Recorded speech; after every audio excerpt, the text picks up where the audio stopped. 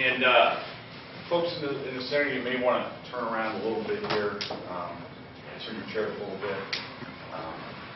We'll get going. My name is Bob Sutton, and welcome to Brackenridge. My first question is, how many folks before driving up here today had no idea this place was out here? Let me see your hand. Oh, well, we're glad you're here. Glad you're here, so now you know. Let me tell you a little bit about Brackenridge. This facility, the operation has been here for better than 30 years. A gentleman by the name of Joe Fessler actually owns the property. It's 175 acres, and he bought the farmhouse way back when it had what I call flow-through air conditioning. Weren't too many walls there. They reconstructed it, and with a colleague of his, by the name of Al Stumple, they built the A-frame next door because they would bring groups down here, business groups, management teams from North Kentucky and Cincinnati, and it would be a day to get away and talk about what they really needed to talk about. And then people finally said, you know, what if we could stay the night?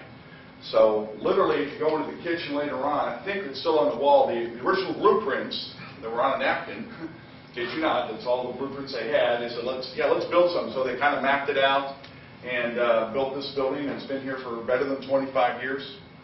And we're glad to have you all here today. Again, it's on 175 acres, bordered largely by Toadvine Road, and then out that way a bit.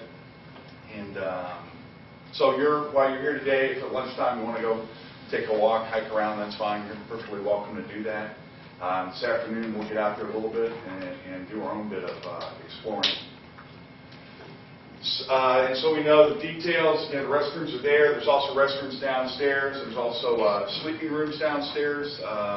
So these restrooms are full up. There's plenty more downstairs. Feel free to walk around, take a look around, look at names of the buildings. The place is wide open today. And there will be another group coming in at lunchtime. It's actually going to stay the night and be here all day tomorrow. So lunch we're going to have about 40 people. So we'll eat in shifts, but we'll do real well with that.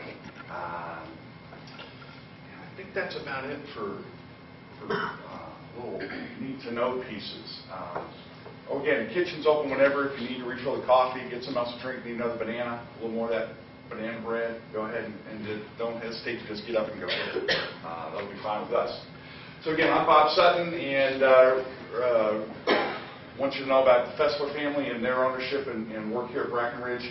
And you are with Leadership Horizons, as you well know, and it's again our pleasure. I was looking back in my records, Tony, it's been, I think we started at least in 04, maybe earlier. That's as far back as I have records of doing Leadership Horizons. So we're coming up on a dozen years, if we're not already there. And we're real happy to have you come out here and start off your Leadership Horizons journey with Brackenridge. So let's talk about the agenda for today so that I take care of any hesitations or fears or concerns about what we're going to do today. This morning we're going to welcome you, get to know each other a little bit. Actually, we're going to spend a lot of the day getting to know each other. Then we're going to talk a little bit about leading, and I'll make the connection with that and Leadership Horizons, although the name might give a clue away, but there's a bigger connection to be made there, I believe. Then we're going to do the disc, and I believe most of you, if not all of you, were able to do the disc online. Hopefully you brought a copy of that with you. If not, we may be able to take care of that, and then we'll do some lunch. We'll take a break here in the middle somewhere. Then in the afternoon, we're going to go out and do the stuff that we call ropes. Has anyone here been to a ropes course before in their life? All right, 4 people. Okay, all right. And so ropes course, just so you know, you find them largely often at summer camps, although the industry in the last decade has become quite sophisticated. But what we're going to do this afternoon is some pieces that you'll do all as one team or maybe 2 teams side by side. And again, it's designed to get you to know each other. So some things we're going to go out right here in the front lawn and do. They might seem like silly games, but they're silly games with a good bit of a purpose. And we might throw in some props, some different things. Again, it's a problem-solving activities for the group to do, work together, bond, and then to end your day, we're going to, provided the rain holds out, we're going to go down over the hill and we're going to do a thing called the wall. And I'm just going to let that sit there, let you imagine. But please understand, this afternoon, everything we do is challenged by choice. It's an invitation. No one has to do anything you don't want to do. And if you know that you've got a bad knee or a bad back, or you don't want to end up with one, although in probably over 15 years, we've had one person injured here on the property alone, and they walked down the front steps and fell. So hard for us to take too much responsibility for that one. But this afternoon, we're going to go outside, get a little physical, have some fun. But again, we want you folks to get to know each other very, very well. That's what Leadership Horizons is all about, is getting to know your community very, very well. So this is what I'm going to do to start off. Well, first, any questions of me, the facility, anything you're wondering about? No? Okay. Give you a little bit of my background. Degree in psychology, degree in human resource development, how to work with individuals, groups, and organizations. And I've been doing this for the past, going on 17 years. Down here, I've hosted all sorts of different groups. Some are actually from the Maysville area. Hospice of Hope has been down here a couple of times, actually, I think. A number of other groups. And the folks come down.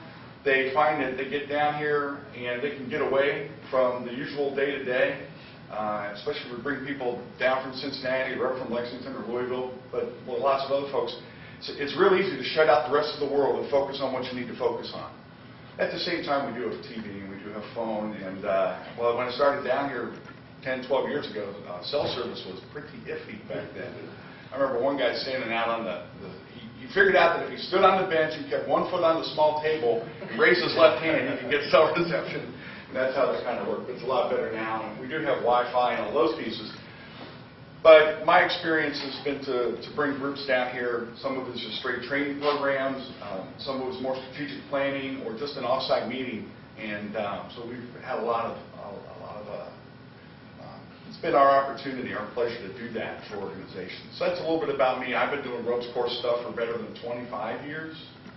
And we'll have some fun with that this afternoon. So now, any questions, thoughts, comments, wonderings? Anything anybody's worried about? Okay. So what I'm going to do is take a card and pass one around. Take a card and pass the rest of them around. We'll start some in the middle also. Okay. Now, the first thing I want you to take stock of is, are you sitting near somebody that you pretty much don't know? That you can have you can talk with them. It might be over on this part of the square or over there. Are you close to somebody that you don't know? Good. Good.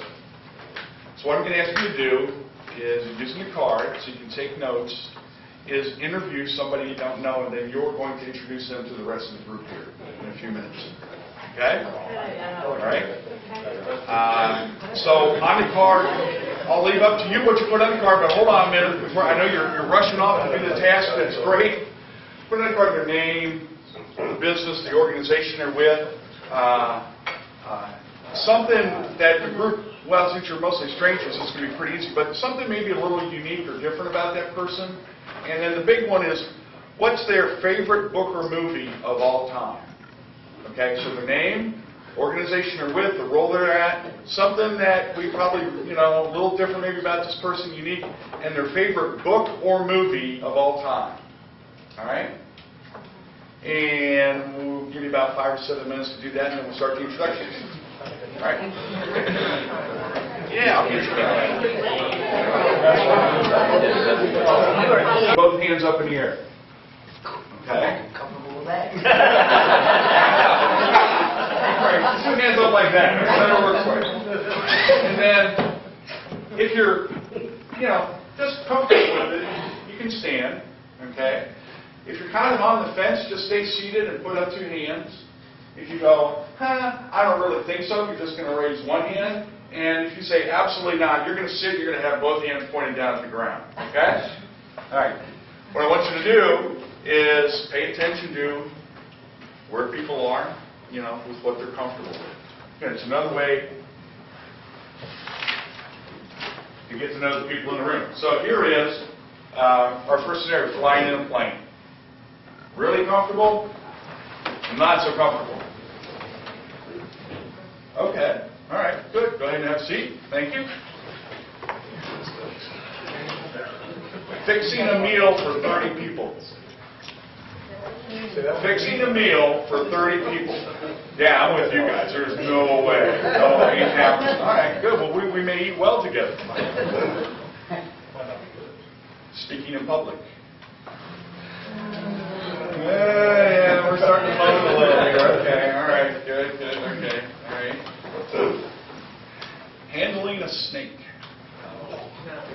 Wow. It's dinner. Says the man that goes out and finds people. That's good. That's good. All right, thank you. Buying a car. Okay, all right, have a seat, thank you.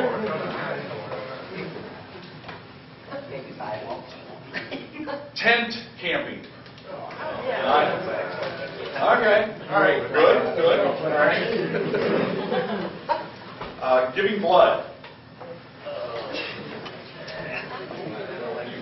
Okay, all right. October 23rd.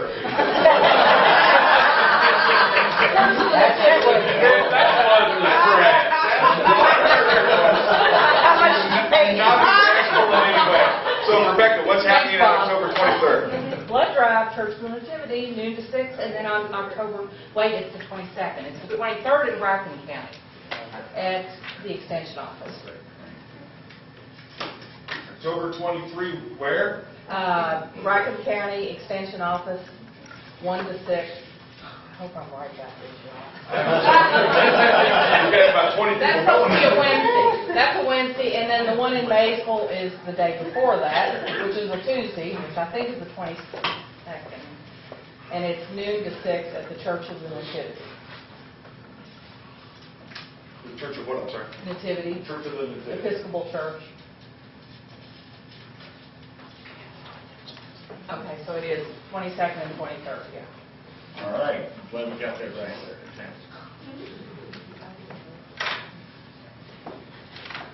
You see how many people lie. Giving blood. Yes, exactly. Driving fast. Wow. Okay, all right. Glad y'all came on the bus. I'm a little worried now. I know the room's here. Being treasurer of an organization. All right. Doing home repairs. Okay. Wow. Okay. All right. Good. Yeah. You never know. See, did I miss anything on my list? Okay. All right. No, it's good. Thank you very much. Thank you very much. Part of this is called Leadership Horizons. Let's just have a discussion here for the next 15, 20 minutes. Why is it Leadership Horizons? Why isn't it know your community or get to know some people or networking horizons? Why Leadership Horizons? Any thoughts there? Or what thoughts do you have? Probably trying to drive the people to develop skills to actually head it up as opposed to just participate. Not drive the people, but give them the skills and the abilities. All right. Makes sense to me. I say leadership probably entails a lot of different things. I mean, whether it be networking and community action and things like that are all involved with leadership. Yeah. Networking, taking action, doing things. Okay. There's an expectation, along with the word leadership, that we take what we learn and put it into action and learn from that and be able to do something with that and turn it into action. Yeah. Is that what y'all signed on for? I don't know. I mean, that's just, it's a volunteer piece. You're here. It's lots of opportunity to take advantage of. But this group, how long, Tony, do you know how long Leadership Horizons has been going on? 97. Excuse me? 1997. 1997. Okay. Wow. It's a good long time. Every year, another 20 folks get together and say, we're going to find out a whole lot more about our community. So again, you've got another 24, 23 people in the room to get to know about. So let's go a little deeper and we'll talk a little bit about leading and managing. take one and pass them around. Take one and pass them around.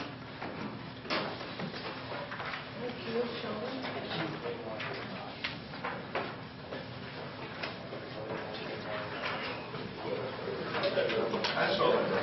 That's right. I was promoting it. Yeah, put it in red. Yeah, put it in red, yeah, sure. Thank you, I appreciate it.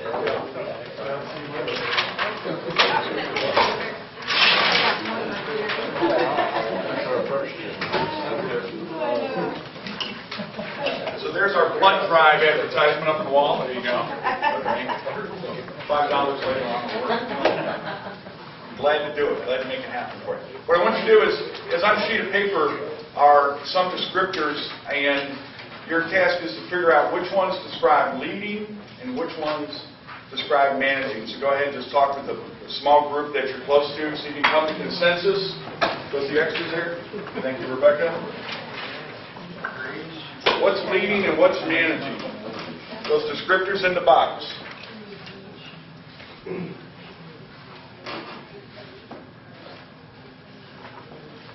I think we're ready. So let's go over these. On the first one, creating an agenda. There's establishing direction, developing a vision of the future and strategies needed to achieve that vision. And then there's the planning and budgeting part, establishing detailed steps and timetables for achieving the resources necessary to make that happen. So which one's the leading and which one's the managing? First one's leading. The one on the left, the establishing direction? Yeah, that's the books, the folks, the so-called experts in that. Yeah, they would say that's the leading part. So how about the next one? Organizing and staffing, establishing structure for accomplishing plan requirements, staffing that structure with individuals, delegating responsibility and authority to carry out the plan, providing policies and procedures, et cetera, et cetera. On the other side is aligning people, communicating the direction by words and deeds to all those whose cooperation may be needed so as to influence the creation of teams and coalitions that understand the vision and strategies and accept their validity. Which one's the managing and which one's the leading? The one on the right? Who agrees with that? The one on the right's the leading. Who thinks that's managing?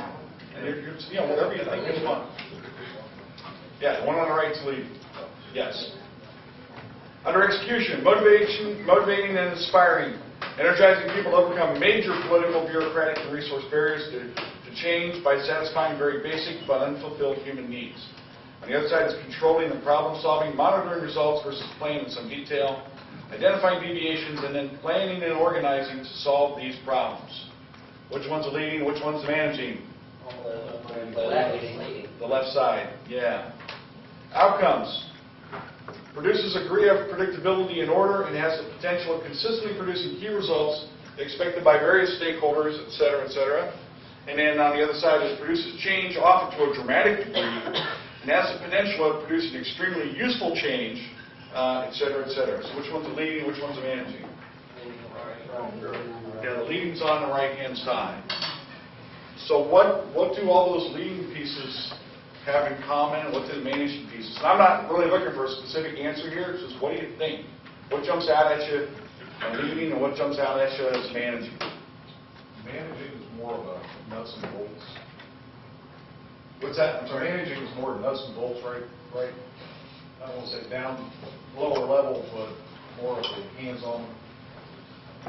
Other people agree with that? Or would you put that another way?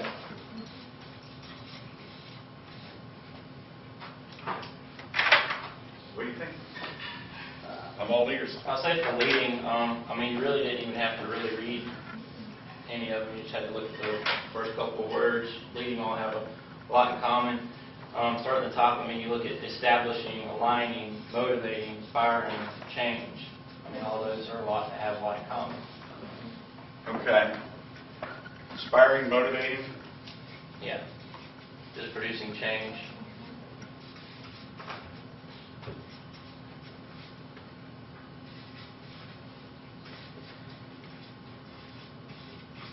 But don't we have to manage change? Yeah. It's got to get managed. But sometimes people come in and they have this new vision. Where does This is vision what- thinking mean? What's that? More leadership to me is more of the decision-making, kind of deciding on the direction. Okay. So leading is more deciding on the direction. So what sort of decisions would managing make, then contrast that with? To drive that home, to make sure that the leader's vision is completed. Okay. Implementation is management. Yeah, that's Does way that work? better, thank you. Implementation, okay? Yeah. Carrying out the plan. I'd say leading is a lot more people-oriented, and managing is more of a process-oriented. Okay. So this is people-oriented, and markers have no spell checker. And what was the other part about managing? Managing would be more of a process. Process. All right. What else do you think that separates those two? Or what joins them even? Because I think, isn't there overlap? Oh, yes. Yeah, it's a gray area, and I'm not sure how big it is. It might depend on where you are and what your role is. So what's useful about thinking this through? If it's useful at all. Well, I think, in an organization, if you have some direction in very broad statements, that other people can take that and put the details to it. And then while they're doing that, the leadership can still be watching how the details are forming, and maybe they're going to get what they want, maybe they're not, and then they can change the direction based on what they see going on, or carry it out even in more detail. Okay. All right. Other thoughts? What's good about having clear images, definitions of these in your head? Look, leading can be different than managing also. You don't necessarily have to be a manager to be a leader. And it shows you the differences That's a nice piece, Brandon. the management and the leading. You see what together they look like, but you can also see what apart, the difference between both. So the leader may not actually be the best person to lead. Right. Right. And I'm inferring from your description is that, does anybody want to change their graph now? Hey, you can't. The thing is here, this is not about, oh yeah, I got to have more D. I don't have nearly enough D going on. Maybe you do, maybe you don't. Maybe there are times when you need to bring more D into the situation. You need to bring more I, more S. But if you're down here on C, and you say, oh yeah, I'm going to make a 180-degree turn on that, it ain't going to happen. Your core personality is going to say, no way. It ain't going to be there. So play to your strengths, recognize opportunities to adapt your behavior to be more effective with other people. So let me give you a couple other perspectives on this, and we're going to play with this a bit. We're going to come back to this one. I want to talk about the model itself, because there's a piece in here that I think it's important to understand. You look at the environment. Okay? You can look at the environment as favorable or unfavorable. Favorable or unfavorable, meaning the environment has lots of what I want in it. Unfavorable is, we got to make things, we got to keep things within boundaries a little bit more. So the D and the I, they always see the environment as favorable. Those two dimensions of behavior, they see the environment as favorable. The I, because we'll convince everybody it's going to be okay. The D says, I don't need to convince them. I'm going to tell them. We're going to do it. The S and the C see a less favorable environment. Not that it's a bad environment, but we got to keep things within boundaries here. We got to work with things here. So it's a little less. It's not this rosy, optimistic. There's things that got to be kept within parameters. And then there's dimensions that see themselves as more powerful than the environment, and then dimensions that see themselves as less powerful than the environment. So which dimensions see themselves as more powerful than the environment? I want to make sure I got this right. Yeah. Oh, yeah, Said no, something I wrong. got that backwards. Michael, let me back, okay, we'll go here. The D and the C, Change. they see the environment is unfavorable because they want to change it, all right? I was going to the other perspective. I and the S say, it's a great place. S says, it's a great place, I love the parameters, we work with it, it's all good all day. The I says, yeah, this is good. And if we're not thinking it's good, then we'll convince each other it's good. But there's lots of good things to do here. But that's the way they like to see it. That's where they like to work. The D and the C say, hey, we got problems to fix. They go about it very differently. Say, we got things that we got to work on. We got to fix it. But that's what they love. It's not that they see it as bad or undesirable.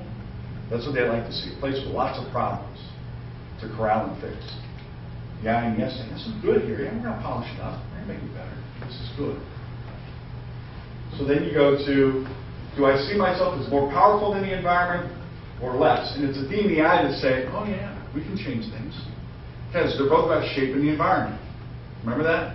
They're both about shaping the environment, just they go about it a little bit differently. C and the S dimension perform within existing circumstances, maintain the status quo, keep things the way they are, high quality, high accuracy. So now it gets a little weird. So the D sees themselves as more powerful, and there's lots of things to fix. The I, this is a great place, we're going to make it better. The S says, great place, we're going to keep it the same.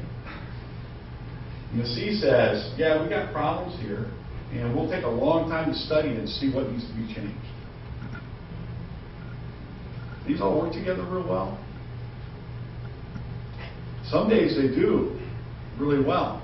But what if your D and anybody here, your D and C were your two highest points?